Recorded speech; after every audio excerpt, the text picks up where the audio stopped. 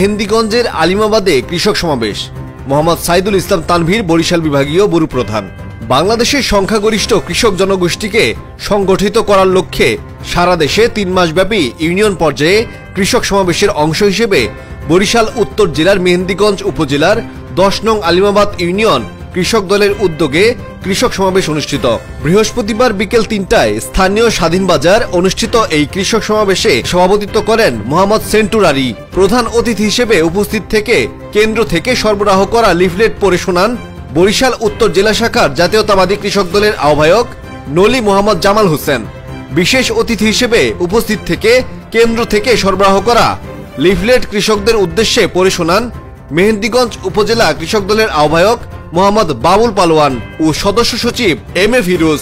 এই কৃষক সমাবেশে অন্যান্যের মধ্যে উপস্থিত ছিলেন পৌর কৃষক দলের আহ্বায়ক মনিরুজ্জামান মুন্না, সদস্য সচিব কামরুজ্জামান কামরুল, পৌর কৃষক দলের সিনিয়র যুগ্ম আহ্বায়ক জুবাইর মিয়াজি, উপজেলা কৃষক দলের যুগ্ম আহ্বায়ক নীরব শাহ, সুহাগ দেওয়ান, মোহাম্মদ সাইফুল ইসলাম মুন্সি, পৌর কৃষক দলের যুগ্ম আহ্বায়ক সাইফুল ইসলাম, মোহাম্মদ সুজন, জিসাস মেহেন্দিগঞ্জ উপজেলা শাখার সভাপতি মোহাম্মদ জাকির হোসেন, সাধারণ সম্পাদক আলামিন শিকদার, বরিশাল জেলা ছাত্রদলের সহ সাধারণ সম্পাদক মোহাম্মদ রাজীব হোসেন প্রমুখ।